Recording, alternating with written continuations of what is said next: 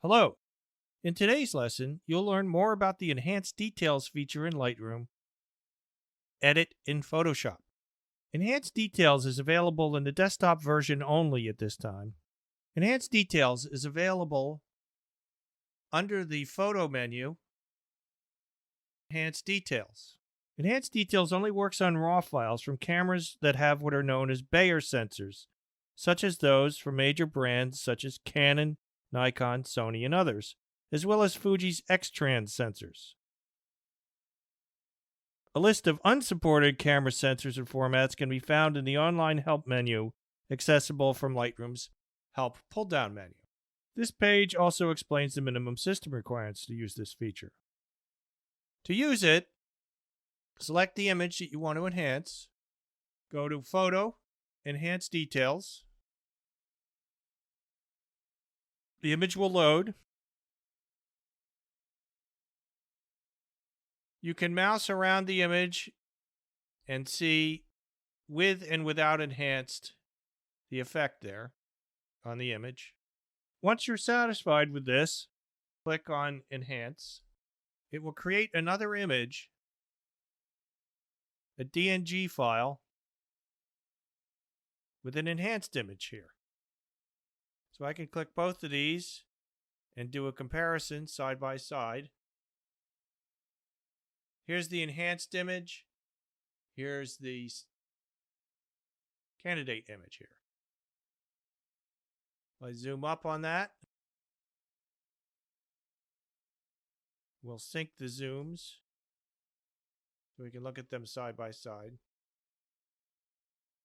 and see if the enhancement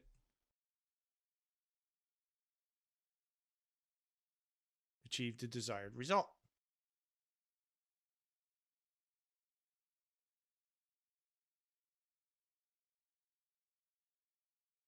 Now I would like to also demonstrate how you can use Edit in Photoshop. I'll click on this image here. We're going to choose Photo, Edit, Adobe Photoshop, which will take me to Photoshop with the image. Photoshop has more retouching options than Lightroom has, as well as the ability to make precise selections, composite images. Here we are in Photoshop with our image. I'll begin by choosing Select Subject. Photoshop recognizes the objects, indicates the ones that are selected with a dashed animated line that appears around them. I can see that it did a pretty good job of selecting all the images, although it's missing some of this particular image here. So I will go to my Quick Select tool, hold down the Shift key to put it into the Add to Selection mode, and I will make sure that it picks up the rest of that image there. From here, I will go to the Layers panel. I will create a new layer via copy. Layer, new, layer via copy. Command or Control J. This will create a new layer of the selected area of these images.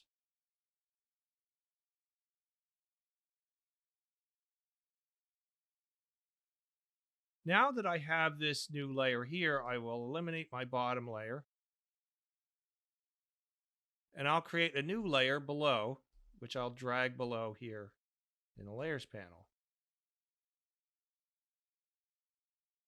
This layer, I will create a gradient on the background using the gradient tool. I'll click on that triangle there. I'll click on that pull-down menu there to choose blues. Twirl that down. And I'll choose a gradient that I like.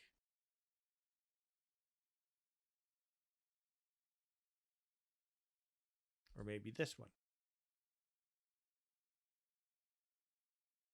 With the gradient tool, you can simply click and drag either horizontally,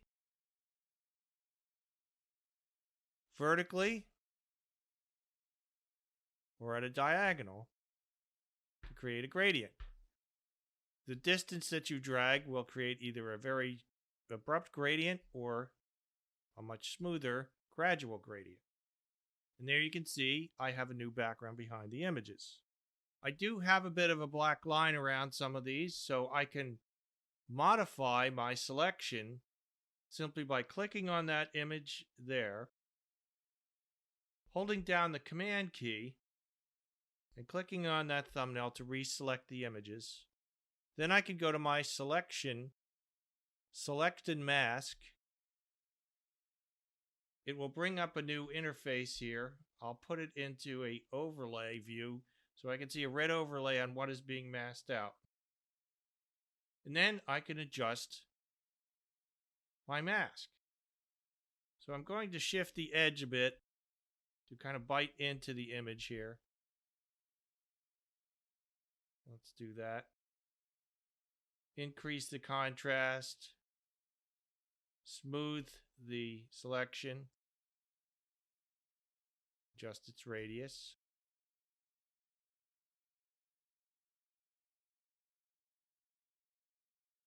So you can see it's starting to eliminate some of those black edges.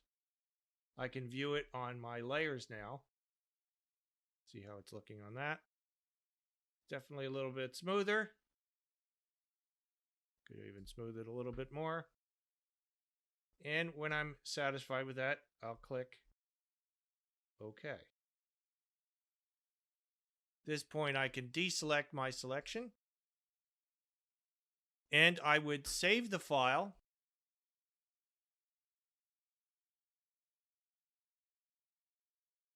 Once it is saved, if I go back to Lightroom, there you can see it is added in right next to the original image in my catalog with the file name edit.TIFF as the file suffix.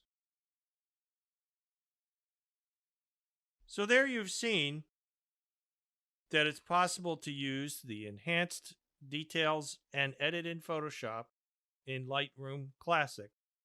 In the next lesson, we'll take a look at Merge to HDR. Let's go check it out.